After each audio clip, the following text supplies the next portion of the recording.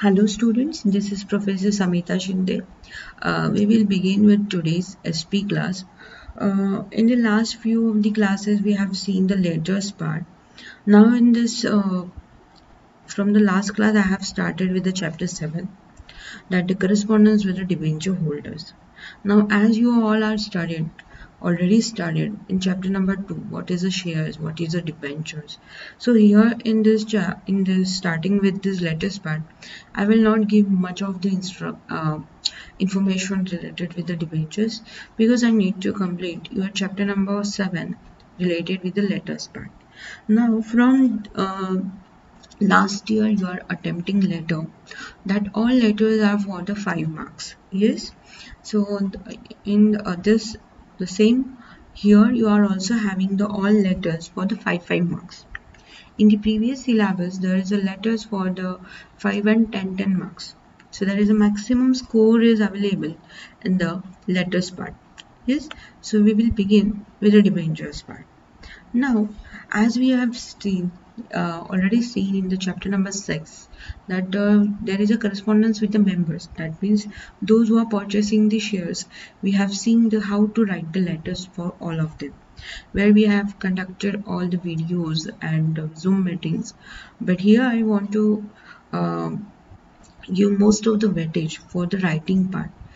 Once you started writing the letters, you need to do a lot of practice while you are writing all your letters part, because all your address is important. Simultaneously, the main content of your letter is important. So I'll request you all, whenever you are going to attempt the letter part, don't just mug up and just write it down randomly. No, don't do that. You have to write it as a very thoroughly, very efficiently. Now we will begin with the debentures, allotment of a debentures. Now we have seen the what do you mean by debentures. The debenture is a debt fund, debt resource providing the fund, where those who are giving the funds, just purchasing just debentures, they become the debenture holder and they are the creditors. That means after a certain period of time, company has to return that amount to the those who are giving their amount to the company. That means they are the creditors. So we have to repay them. Yes. So I'm not going to go in a depth. I'll straight away start with the letter part. The first letter for this chapter number 7 is a letter of allotment of debentures. Now we already seen the letter of allotment to of your members. So there is some similarities. So here the red indicate that I can make the changes according to me. Yes, here I want to make some changes, so I can make it. So this is my heading part: company's name, address, CIN number, phone number, website, fax number, email, reference number. So all this is I mention over here. Yes. Now I may put a date of May 2019. So I request you don't go beyond in the era of 2000, 2012. No need.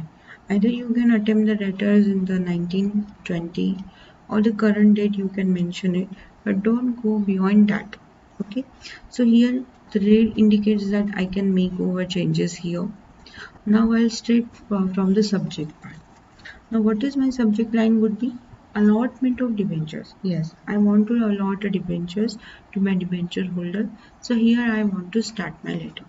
Dear sir, in response to your application number so and so, यहाँ पे भी application number आप आपके according यहाँ पे change कर सकते हो. ये जो application number है dated भी है, तो ये आप क्या कर सकते हो? You can make a changes over here. You can make changes. जो आपको सिंपल टर्म्स में, सिंपल मीनिंग में आपको जो कुछ नंबर्स याद रहते हैं उसके according you can change it. Yes, now I will move to next line. I am directed by the board of directors. यहाँ पे board of directors, meeting, resolution, ये वर्ड आपको अच्छे से याद होने चाहिए. यस, इन्फॉर्म, सजेस्टेड, रिस्पॉन्स, ये सब आपको याद होना चाहिए कि आप लोग आपका सेंटेंसेस फ्रेम कर सकते हो. तो मैंने लेटर का स्टार्टिंग कैसे किया? सब्जेक्ट स्टार्ट किया, अलॉटमेंट ऑफ डिबेंचर्स। उसके बाद मैंने यहाँ पे किसको इनसाइड एड्रेस लिखा है, मैडम को या सर को, उसके अकॉर्डिंग मैंने यहाँ पे सैल्यूटेशन पार्ट लिखा, dear sir. In response to your application number, ये मैं चेंज कर सकती हूँ मेरे according. I am directed by the board of directors. उसके बाद है to inform you that you have been allotted 100, 10% non-convertible secured debentures of 100 each. The tenure of debenture is for 5 years. अभी फर्स्ट पैराग्राफ में आप क्या याद रखोगे, आपको डेट लिखना है, यस, आपको बोर्ड ऑफ डायरेक्टर्स का रेफरेंसेस देना है। उसके बाद जिसने लिए है तो यहाँ पे आपको कम से कम आपको 100 डिबेंचर्स 100 शेयर्स के बारे में लिखना होता है। तो हम लोग डिबेंचर्स के ऊपर फोकस कर रहे हैं। तो यहाँ पे आपको कौन से डिबेंचर्स है, हमने चैप्टर नंबर 2 में डिबेंचर्स के टाइप पढ़े हैं, तो आपको उसके अकॉर्डिंग यहाँ पे one of the type you can right it, number of debentures you can mention over here it, and the price and the period. debentures के लिए एक particular period होता है, yes, 5 years 7 years. So this is you can change but don't make changes beyond this. इसके according आप लोग changes कर सकते हो. So this is your changes, you can make it according to you. Now we'll straight away move to second part, second paragraph. The debentures are allotted to you as per the board resolution at the board meeting held on 16th May 2019 and as per the terms and conditions of the articles of association of the company and debenture trusted. अभी हमने देखा chapter number 2 में कि आप जब debentures बनाते हो तो आपको डिबेंचर का ट्रस्ट डेट बनाना पड़ता है। There are 3 parties involved, yes? तो ये सब आपको पहले से ही सिखाया होगा। तो यहाँ पे आपको ट्रस्ट डेट के अकॉर्डिंग, आर्टिकल्स ऑफ एसोसिएशन के according you have to follow all the provisions, all the your related with the norms, you have to follow it. Now I will move to your table part. यहाँ पे आपने जब letter लिखा है, columns बनाए हैं, table बनाया है, तो आपको टेबल में कॉलम्स के लिए नंबर दिए हैं। तो ये नंबर्स क्यों आपको याद रहता है। अभी मुझे डिबेंचर्स के लिए अलॉटमेंट का लेटर लिखना है, तो मुझे यहाँ पे कितने कॉलम्स बनाने होंगे, I need to make 5 columns. क्या कॉलम्स होते हैं, ओनली 5 कॉलम्स में एक तो आपके डिबेंचर्स कितने हैं, कितने मिले हैं, उसके डिस्टिंक्टिव नंबर क्या है, उसका अमाउंट क्या है, एंड फोलियो नंबर। यहाँ पे इतना ही याद रखना है कि जब मुझे अलॉटमेंट ऑफ डिबेंचर्स के लिए लेटर लिखना है तो मुझे कितने कॉलम्स टोटल बनाने हैं, 5 column. What are they, folio number, number 1 is folio number, number 2 is number of debentures applied, number 3 is number of debentures allotted, उसके बाद है नंबर 4 डिस्टिंक्टिव नंबर, ये भी डिवाइड होता है फ्रॉम से लेके 2 तक, so उसका सीरियल नंबर आपको देना होता है, and amount receive. Now I want to fill all this. तो जो मैंने लेटर के स्टार्टिंग में दिया है उसके अकॉर्डिंग ही मैं उसमें चेंजेस कर सकती हूँ। तो यहाँ पे मेरा फोलियो नंबर है D90, ये अलग है, और फर्स्ट वाले पैराग्राफ में जो मैंने DI वो है मेरा एप्लीकेशन। मैं जब अप्लाई करती हूँ तो मेरा एप्लीकेशन होता है, हमने पढ़ा है, तो ये एप्लीकेशन का नंबर है। और फोलियो नंबर यानी कि जिसके थ्रू मुझे अलॉट होने वाला है उसके लिए, उसके रिसिप्ट के लिए कुछ न कुछ नंबर होगा। तो यहाँ पे मैंने आपकी जो टेक्स्ट बुक में दिया है वही एज इट इज़ लिखा है। तो क्या दिया है, D90, number of debentures applied है 100, नंबर 2 कॉलम, नंबर 3 है अलॉटेड, कितने अलॉटेड हुए, 100 में से 100 अलॉट हुए, डिस्टिंक्टिव नंबर क्या है, फ्रॉम से लेके 2 तक, यू कैन चेंज अकॉर्डिंगली, यहाँ पे आप चेंजेस कर सकते हो। अमाउंट रिसीव, अभी इसका कैलकुलेशन कैसे होगा, 100 रुपीज़ का एक डिबेंचर है, तो मैंने ऐसे 100 डिबेंचर्स परचेस किए हैं, तो मेरा टोटल अमाउंट मुझे कितना पे करना है, 10,000। Now the last line of this letter is the debenture certificate is enclosed herewith. जैसे मैंने आपको शेयर सर्टिफिकेट पढ़ाया था, तो जैसे वैसे ही आपको डिबेंचर सर्टिफिकेट भी होता है। Thanking you, yours faithfully, company's name, signature, those who are the company secretary, उसके बाद है enclosure. So this is your letter number 1. Related with the allotment of debenture. ना यहाँ पे डिबेंचर सर्टिफिकेट क्या है आपका एनक्लोजर, आप ये लेटर के साथ डिबेंचर सर्टिफिकेट अटैच कर रहे हो। यहाँ तक में भी कुछ भी आपको डाउट नहीं होगा। यहाँ पे मैंने फॉन्ट इंक्रीज किया है इस लेटर का क्योंकि आपको अच्छे से दिखाई दे, इसके लिए उसका फॉर्मेटिंग थोड़ा बहुत चेंज हुआ है, but I try to maintain it. You can change, you can write whatever you are letter writing format, you can write it in that way only. Yes students, this is your letter number 1. यहाँ तक कुछ doubt है तो straight away I'll move to your next part, that is a letter number 2. Letter number 2 where I want to give a interest. अभी जो मेरी company के debentures ले रहे हैं तो मुझे उनको इंटरेस्ट देना है। तो यहाँ पे मैंने ए एंड बी जो आपके टेक्स्ट बुक में दिया है कि ये जो पेमेंट किया है इंटरेस्ट, जो डिबेंचर्स लेते हैं उनको कंपनी जो प्रॉफिट रिटर्न में देती है उसको कहते हैं इंटरेस्ट। तो ये interest either interest warrant through या ECS या NFT थ्रू मोस्टली क्रेडिट किया है या दिया है, सेंड किया है। तो इंटरेस्ट वारंट यानी क्या कि सपोज कंपनी को इसके ऊपर फॉर एग्जांपल डिबेंचर्स के ऊपर 1000 रुपीज़ इंटरेस्ट देना है, तो वो इंटरेस्ट क्या हो जाएगा, आइदर बैंक में क्रेडिट हो जाएगा जो लेटर का बी पार्ट है, या आपको क्या मिलेगा, वारंट मिलेगा। वारंट आपको चैप्टर नंबर 2 में पढ़ाया होगा कि what do you mean by warrant. और जब मैंने लेटर्स का करस्पॉन्डेंस विद मेंबर्स पढ़ाया था तो वहाँ पे भी आपको वारंट कंसेप्ट एक्सप्लेन किया था।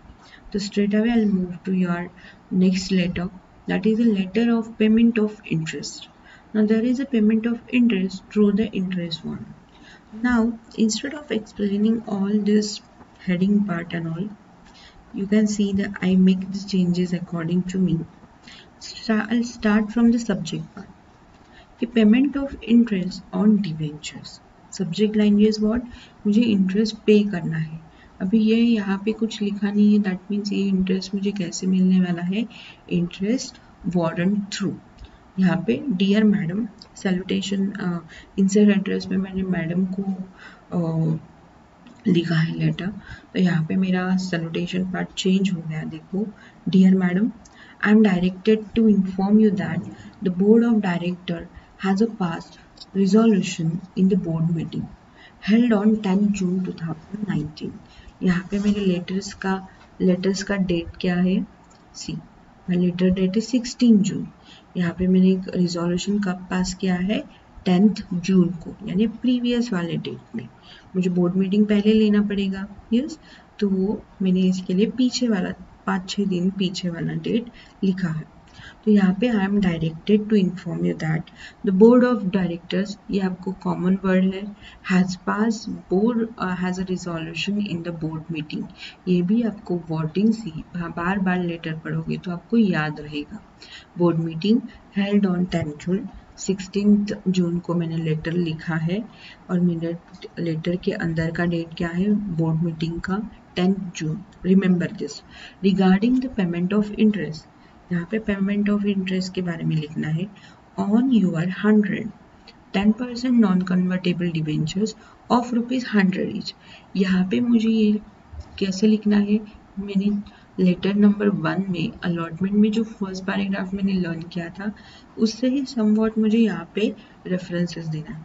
मुझे कितने लेटर डिबेंचर्स लिए रखने हैं, यहाँ पे 100 रखने हैं।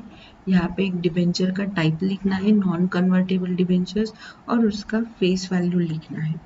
यहाँ तक क्लियर हुआ? I'll straight away move to your next line, that is a table.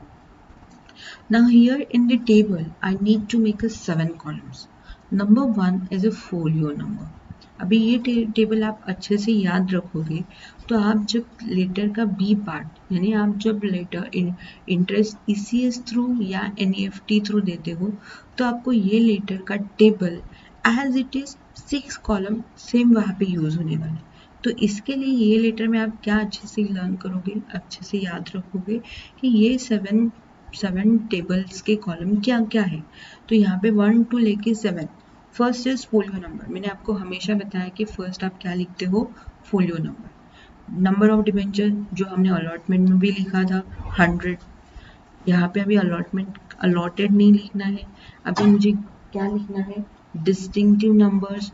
Distinctive number मेरी कोई भी फॉर्मेट में लिखो, 1 से लेके 100 लिखो, 201 से 300 लिखो, लेकिन मुझे 100 का नंबर ऑफ डिबेंचर्स का रेफरेंस देना चाहिए। अभी ग्रॉस अमाउंट यहाँ पे 10% है, इसके लिए मुझे यहाँ पे कि 100 के ऊपर 10% यानी मुझे कितने मिलेंगे, 1000 रुपीज़ यहाँ पे मुझे इंटरेस्ट मिलने वाला है। यहाँ तक क्लियर। अभी ये इंटरेस्ट बहुत ज़्यादा नहीं है, इसके लिए इसके ऊपर कुछ भी TDS चार्ज नहीं होगा, TDS चार्ज नहीं यानी लेस नहीं होगा। तो एज इट इज़ मुझे ये 4th कॉलम वाला अमाउंट यहाँ पे 6 कॉलम में रिपीट होगा। और इंटरेस्ट वारंट ये हैंड डिलीवरी आने वाला है, इसके लिए इसके साथ जो रिसीट आने वाला है उसको भी कुछ ना कुछ नंबर होगा, तो ये यहाँ पे हो गया आपका interest warrant number. Yes, so this is your 7 columns. Number 1 is folio number, number 2 is number of debentures, number 3 is distinctive number. This is again divided into from से लेके to तक। ग्रॉस अमाउंट ज़्यादा नहीं है, इसके लिए यहाँ पे TDS कुछ चार्ज नहीं होगा, कॉलम नंबर 5। उसके बाद अमाउंट यहाँ पे देना पड़ेगा, नेट अमाउंट कॉलम नंबर 6। और उसके लिए ये मेरा हैंड डिलीवरी घर पे आने वाला है, इसके लिए उसको कुछ वारंट नंबर होगा, तो that mean this is having interest warrant number. Next is last line of the letter is the interest warrant is enclose herewith, please detach the interest warrant along the profited line. Profited line यानी क्या, आपका जो letter है उसके साथ उसको dot line क्या है, सिर्फ आपको वो निकालना है, कट करना है, that is called profited line. Thanking you, yours faithfully, for Disha and Limited Company. Signature Mrs. Simran Mishra, Company Secretary, Interest Warrant. So this is your letter number 2 related with the interest payment. आपने यहाँ पे interest कैसे दिया है, interest warrant through. Now there is a third letter I want to complete here. That is, इसको मैं continuation करूँगी कि मैंने यहाँ पे लेटर किया, हेडिंग पार्ट चेक करो, यहाँ पे हेडिंग, उसका इंसर्ट एड्रेस, मैंने यहाँ पे कुछ भी चेंज नहीं किया है। क्यों? क्योंकि आपको अच्छे से याद रहना चाहिए, इसके लिए you can make changes accordingly. तो यहाँ पे I straight away start from the subject line. यहाँ पे देखो ये मेरा सेम है एज इट इज जो मैंने प्रीवियस लेटर में, लेटर नंबर 2 सब point number A that is interest warrant through आपको इंटरेस्ट मिला है, यहाँ पे सेम लिखा। तो सब्जेक्ट लाइन में यहाँ पे मैंने क्या लिखा है, payment of interest on debentures कैसे मिलने वाला है, इलेक्ट्रॉनिकली थ्रू ECS और थ्रू NEFT। बैंक में ही ECS होगा या NEFT होगा। Dear madam, I am instructed by the Board of Directors to convey to you that the Board has passed resolution in the Board meeting held on 12th March 2019, finalizing to pay interest at 10% redeemable debentures of ₹100 each for the year ending 31st March 2019. यहाँ पे अभी आप accordingly you are मैं ऐसे नहीं बताऊंगी कि आप ओन वर्ड्स में लिख सकते हो, you can attempt this in basically letter, you have to attempt in this matter only, जो दिया है उसके अकॉर्डिंगली लिखना है। हाँ, ऐसे नहीं है कि मैंने 31 मार्च नहीं लिखा तो मेरे पूरे मार्क्स कटेंगे, no. If you forgot don't get panic, लेकिन अच्छे से याद रखने की कोशिश करो कि I am instructed by the board of directors to convey you that, ये तो आपको याद रहेगा। The board has pass the resolution in the board meeting, ये भी याद रहेगा क्योंकि हमने ये प्रीवियसली देखा है ऑन 12th मार्च 2019। यहाँ पे मैंने ये लेटर के लिए डेट चेंज नहीं किया है। फाइनलाइजिंग टू पे interest at the rate of 10% redeemable debentures of ₹100 each for the year ending 31st March 2019। यहाँ पे मैंने ये पैराग्राफ लर्न किया, ये हुआ। Your company has complied with all provisions relating to the payment of interest, यानी company ने सब प्रोविजंस करके रखा है कि आपको इंटरेस्ट मिलने के लिए क्या क्या किया है, द डिटेल्स आर मेंशन। तो मैंने आपको बोला था कि चैप्टर नंबर 7 में जो लेटर नंबर 2 है उसका जो ए पार्ट है उसमें से टेबल जो है एज इट इज़ मैंने वही रखा। देखो सिर्फ मैंने यहाँ पे रजिस्टर नंबर चेंज किया है। उसके बाद मेरा ये number of debentures, distinctive number, gross amount, TDS, ये सब सेम ही है, सेम है। यहाँ पे there is no need to make up, यानी आपने प्रीवियस लेटर में जो लर्न किया सिर्फ आपको कितने कॉलम्स याद रखने हैं यहाँ पे इलेक्ट्रॉनिकली ट्रांसफर के लिए, only 6 columns you need to remember. Now यहाँ पे the interest will be paid by electronic transfer, यानी आप ECS थ्रू कर रहे हो ट्रांसफर, इसके लिए आपको यहाँ पे 1-2 लाइन्स और डालने हैं। क्या डालने हैं? Interest will be paid by electronic transfer, that is by crediting the said interest to pay bank account as per details provided by you to the company। Company ने जो कुछ डिटेल्स दिए हैं उसके अकॉर्डिंग आपके अकाउंट में क्या हो जाएगा, whatever amount you have that can be credited. Thanking you, yours faithfully for Disha limited India limited company, Simran Mishra. यहाँ पे इंक्लूजन नहीं है क्योंकि मेरे अकाउंट में डायरेक्टली पैसे क्या होने वाले हैं, क्रेडिट होने वाले हैं। के लिए यहाँ पे मुझे कुछ इसके लिए मुझे यहाँ पे कुछ भी इनक्लोजर्स ऐड नहीं करने हैं। This is clear to everyone. Thank you for listening very patiently, thank you, and please do a lot of practice of letters because this is in your hand how to write the letter. Thank you class, do a lot of practice and study well.